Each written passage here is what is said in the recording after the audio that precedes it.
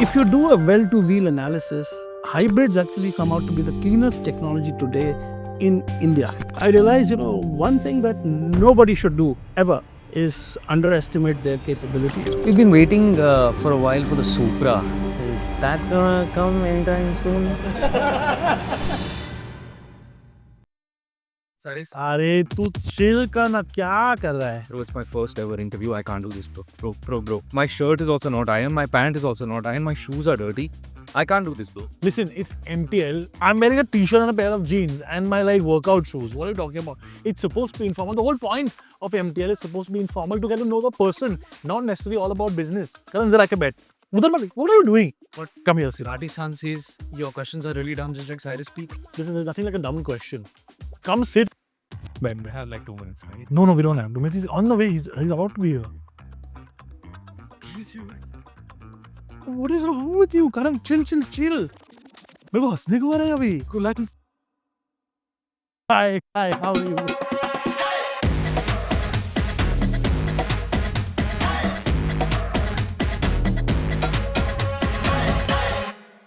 Finally, we've been wanting to do this for a long time. I remember, I think at least we've tried to do it like twice or thrice. Somehow we've never managed to do it. So thank you for taking the time out. By the way, it's his first ever interview he's doing in life. And he's like really actually nervous. I just want to ask you, Vikram-san, do you ever get nervous for an interview? Like, I know you have been you're at the top of one of the top automakers of the world. Do you get nervous for interviews? I can actually relate to what you're saying. In fact, the memory goes back to quite some time back. My first job interview. Oh wow, Right. Now, surprisingly, there's another story there. This was the interview with the UPSC, Union Public Service Commission. Earlier joined the civil services. So I, to my utter surprise, had cleared both my prelims and the mains and landed up in my first go for the interview. So of course, I never ever thought that I would be able to crack these two stages and be, at the interview stage for UPSC. So that was one level of nervousness. And the second level nervousness obviously is the interview board. So I can completely relate to you, but I can tell you it just flies once the, conversation starts going. Okay, so my follow-up question was going to be, what sort of a person were you growing up? Oh, do you want to ask when the new Fortuner is coming? We can do that later. We can get to that. I think I'll take the first one. So my question was going to be, what sort of a student were you? What sort of a person were you growing up? But you just told us. So we know the answer to that. No, actually quite the opposite. Really? Absolutely. Schooling, I was quite the, happy-go-lucky guy. And despite being happy-go-lucky, landed up in one of the best colleges, Stephens, and still think that's sheer luck. But right, there was an interview. Anyway, in college, I can sum up my reputation as follows.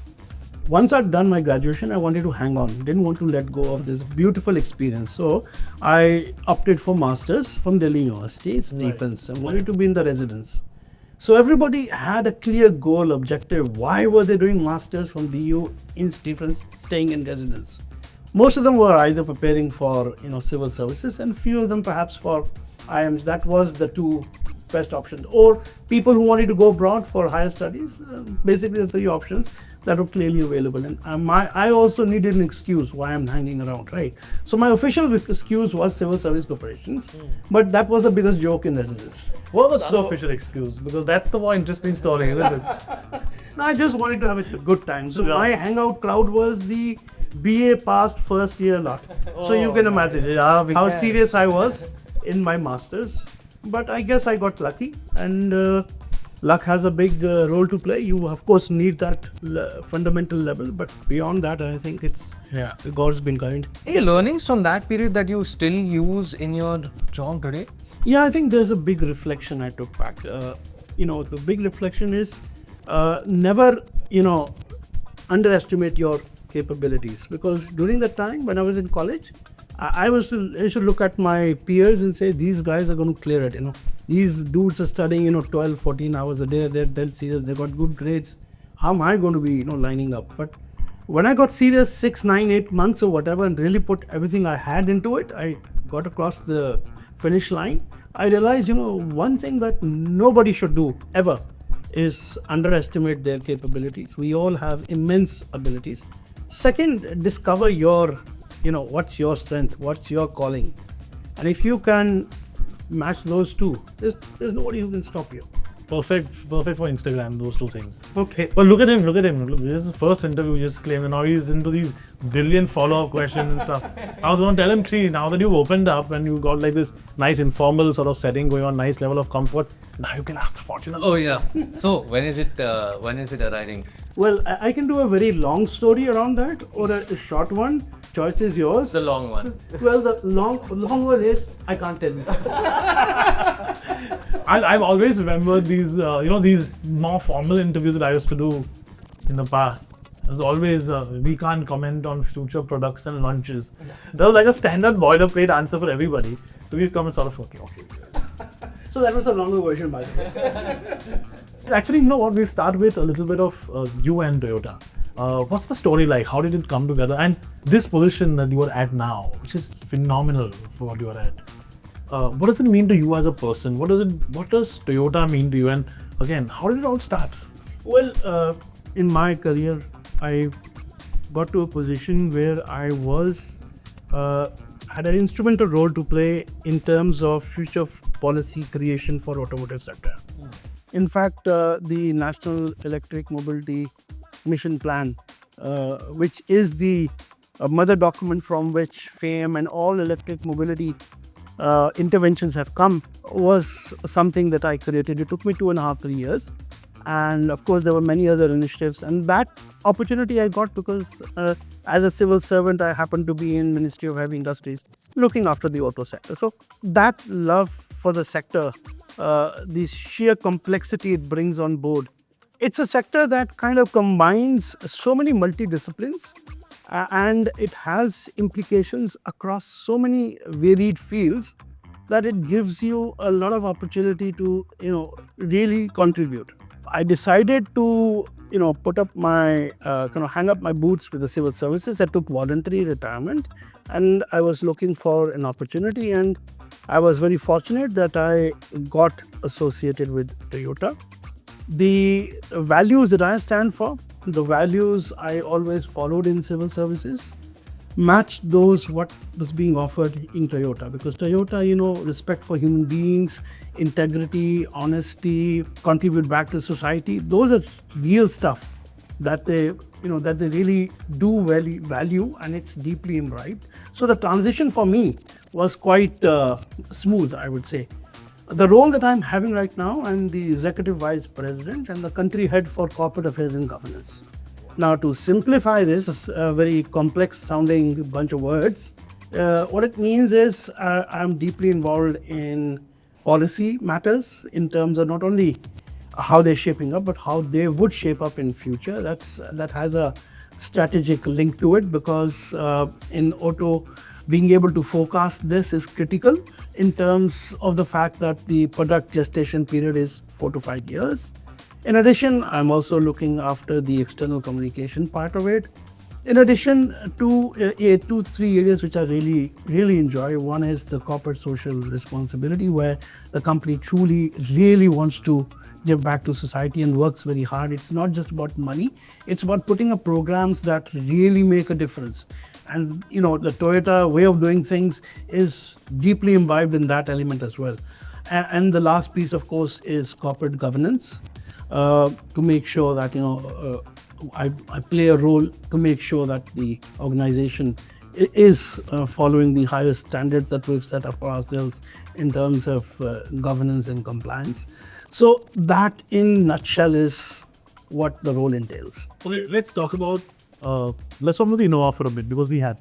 Okay. I think it is one of the most legendary cars to ever exist. Yeah, It's for sure. one of those cars that all of us have had some sort of extremely phenomenal experience in. That decision a few years ago to have only a petrol hybrid in the Innova, the new Innova, and to get rid of the diesel for the new Innova, to move to front wheel drive, so many changes. met with a lot of resistance initially, and now we've known that the resistance was futile because look at the number of cars that you are selling every month. It's insane. What was that decision like? Can you tell us how tough that would have been? Now, a strong hybrid was the obvious choice because in India currently, if you want to really measure the impact on climate change and carbon, you've got to at least look at your product from a well-to-wheel perspective, meaning the account for the carbon of the energy that the vehicle is using up, not just the tailpipe.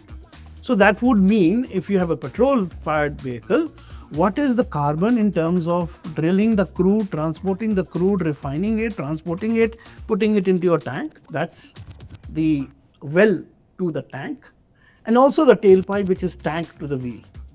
So in India, since the electricity generation primarily still is coal fired, despite huge efforts that have been made and they are ongoing to shift towards renewable, and we're making a very good progress. I believe till now 74% of all electricity generated is from coal. If you do a well-to-wheel analysis, hybrids actually come out to be the cleanest technology today in India. Any technology, full stop. The only other technology that beats a hybrid is a hybrid that runs on ethanol 100%, because ethanol is carbon neutral. Right. So given that background, given the fact that we are truly committed to actually making an impact, hybrid to us was one good choice from sustainability angle. Second, you cannot ignore the consumer. He's paying his hard-earned money. He wants convenience, he wants performance, and he wants value. So when we put these matrices on the table and evaluated different powertrain choices, to us hybrid made complete sense. So to the consumer, what he's getting is a product that is able to give him performance, complete convenience because it's a self-charging vehicle with two powertrains on board, with excess energy that is generated from the engine getting to the battery and being capable of being run on the battery alone, and the zip it gives you in terms of the performance side. Additionally, in the Innova High Cross that we came up with the totally up-to-date features, plush interiors, and of course Toyota Safety Sense, giving you the comfort of level 2 ADAS, highest level of safety that's available. So I think those things have contributed towards the success, and obviously we've tried to also give consumers who still want their beloved diesel powertrain, the Innova Krista. So the Innova brand, therefore, I think is stronger than ever, and that's why it's being loved. Robism, I have to ask you this because this is a bit of a niggle point for a lot of people who actually do want to buy. Look, the money to buy cars today is very obvious. It is still there. Yes, it is a small percentage of our overall mass populace, but there are definitely people who can afford a 40-50 lakh rupee car easily. The problem that we're sort of getting a feel of from people is there is definitely a shortage of supply from Toyota's side, especially with that fully loaded version, the ZX Trim.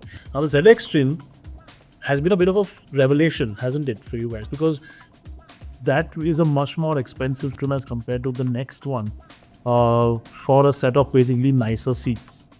But I believe that is the highest asked for trim. Well, yes, and we did face and do still to some extent face this issue of being not able to meet readily off-the-shelf demand.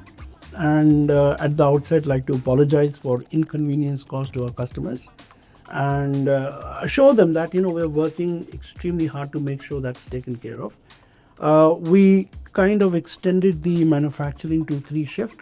That put on table 30,000 additional units. We've invested 1,400 crore rupees for that, I believe, and that has really helped us to kind of reduce the waiting period. In addition, there were some efficiencies that we could bring in both in the manufacturing side as well as the supply side, as well as in terms of the distribution, in terms of matching the exact grades to markets and making sure that the right grade went to the right place at the right time. So things have improved, definitely. So we are working towards it. We are now putting up the third plant in Bidadi, Karnataka. That will come up with a capacity of 100,000 units. So whatever little waiting period still exists, and I think there is a waiting period for some of our products, we will be quickly addressing that. We've been waiting for a while for the Supra. Is that gonna come anytime soon? I'm waiting too. I always love asking this question because it sort of always gives the craziest answers. Have you ever failed? Yeah, I mean, perhaps very frequently. And I think failure is something that is an opportunity because you get to learn from it. As long as you're learning from it, it's a good thing. And I don't think there can be any single person out there who can say I haven't failed multiple times. Do you have a lovely anecdote and a learning out of it that you would like to share, especially with him? I think one which is close to the heart, it's nothing got to do with business or sector, it's more emotional, is the COVID times and second tranche of COVID. Suddenly everything went haywire. My mother wasn't staying with me. I was down with COVID. My whole family was down with COVID, and people were very scared.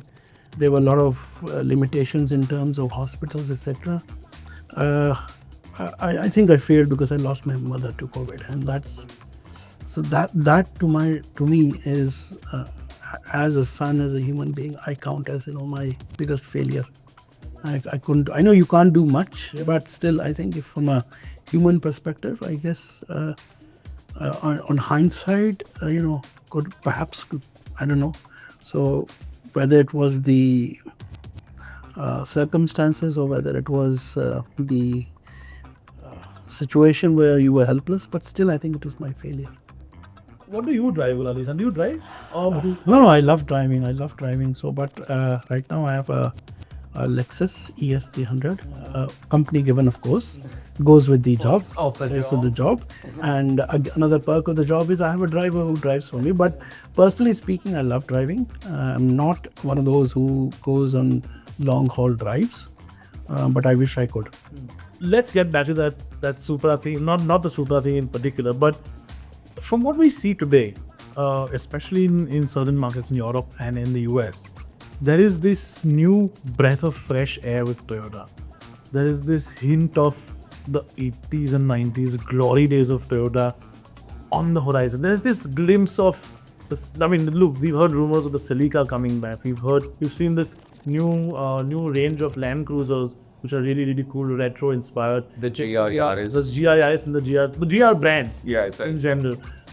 Any chance India, so I mean, I'm not going to ask you to say yes or no to products, but any chance India gets a little taste of these sort of offbeat, enthusiast-driven vehicles? Because frankly, what we've had is we've had great SUVs, we've had great practical cars from Toyota, the Corolla, for example, or even the Etios and the Liva, which are very innate core vehicles, right? I mean, they run forever. Or do we get a taste of this sort of forbidden fruit? First of all, our priority is to know what the customer wants and deliver that. But we're also trying to introduce newer, exciting products and see if there is a good market for it. And I think Hilux is a success story towards that. We would explore the demand for it, the need for it. And if there is one, we are always on board to meet what the customer needs. That sounds like a yes to my enthusiasm. Well, you can evaluate it as you like. We strongly believe that if we want to introduce any product, we want to do it responsibly, with full commitment to the customer. Not that the other OEMs don't do it, but it takes a lot from in terms of completely meeting the unique homologation needs of the country. Now they're largely aligned to Europe, but there are unique requirements to making sure that that product that the customer is taking, he gets a complete value for it in terms of making sure that it's suited for this market. It's also serviced fully well. So for instance, when we introduced the hybrid in a big way, 1 full year or more actually went in making sure that we had top of the line trained technicians with SOPs in place well in time before the product got launched, right? So that when consumer has this, when he wants its service or maintained, I'm just giving you one example, he's not struggling. He's not looking out where are the parts or where do I go. So with niche products, that challenge becomes a bit heightened. Not to say that that's something that we don't aspire to look at as something that we want to sort out. We are continuing to take that up, but there is also a practicality of having a minimal requirement of whatever you're trying to do. Right. Otherwise, you enter into super niche, and that has its own consequences. Essentially, you want the customer to still have a Toyota experience, whether it's a Supra or an Innova High Cross? Absolutely. I mean, and the Toyota experience goes well beyond the product, the QDR philosophy, to every experience he has with us during the life cycle of the product, peace of mind.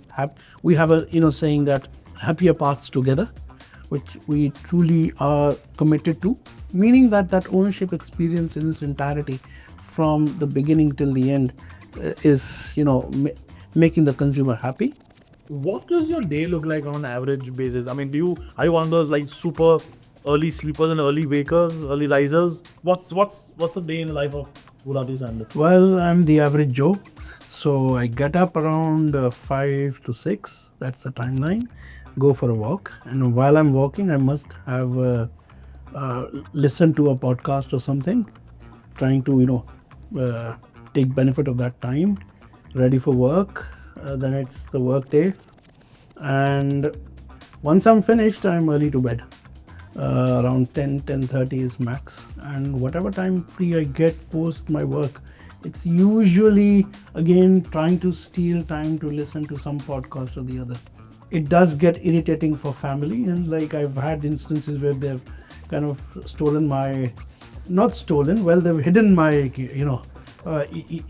earbuds and my mobile and kept them away and said, "Don't you dare." Yeah. So We get that. People, I do not. I definitely do. And now my daughter also taunts me, so I can receive criticism. But what sort of podcast? Because I've realized, and I'm noticed now that I don't listen to music in the car. Yeah. I take the time to listen to, plus me being a nerd, complete car geek, I listen to automotive podcasts. But what do you listen to? So it's something. I mean, I'm more into serious stuff. Okay. There are some people I follow. It's on a genre basis. It's depends upon the mood. Sometimes it's about astrophysics. Sometimes about geopolitics, geoeconomics, Indian politics, auto. So it's a mix, and it's very informative, especially in some areas. It's very fascinating as well. There have been some podcasts I've been following which go into the ancient India history. And even before that, and they're very revealing in the kind of stuff that people are doing today. It's phenomenal. For example, I never knew that you could do archaeology based upon cosmology, and people are doing it, and they are correlating the events which are captured in Ramayana or Mahabharata, because these scriptures, even Vedas, greatly tell you about the cosmological situation of the times they were in when these things were happening.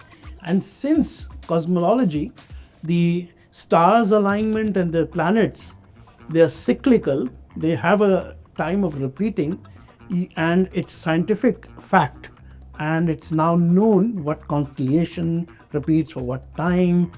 You can actually go back and pinpoint time in history, much beyond like recent history, and using those with what's mentioned in the scriptures or whatever, correlating that and saying this is the approximate timeline, triangulating it to the geological changes that were happening in the planet, the ice age or the melting or the flooding of the rise of the oceans, triangulating that and saying this is the time.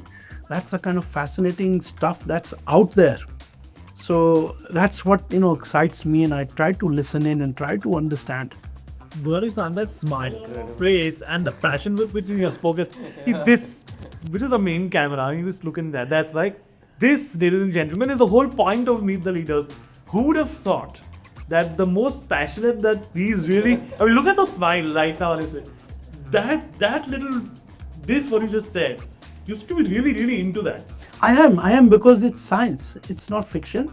It's bringing together three different streams of scientific study and trying to merge it with our scriptures and trying to correlate and find timelines and find a way of discovering your past. And that really is very fascinating. Extremely fascinating. What's your favorite Toyota car, brother? We forgot to ask you that. That's an important question. Corolla. Corolla, why? Because it was the first car that I drove. My father was in the foreign ministry and we were in Botswana. That's when I turned legal, to be able to drive. He had a Toyota Corolla and that's the vehicle that I started driving in, and I loved it because I just used to go crazy because in Botswana you also had these wonderful roads with hardly any traffic, so you could go mad without your father realizing what the guy is up to. And that's really something I have very fond memories with, Is that where the Toyota bug came from? I guess so. Yeah, it really is. Yeah. I mean, it wouldn't be wrong to say that because that was the first car I drove, legally. And Botswana, for those who are not aware, perhaps, is a small country in southern part of Africa, just above South Africa, and on the side of Zimbabwe. It's also extremely pretty from the pictures and videos you found. Oh, it's extremely good. Yeah. What would you, if you had to assign us a Toyota bird, each of us, what would you assign me and what would you assign him? You're definitely the Fortuner or the LC300 types.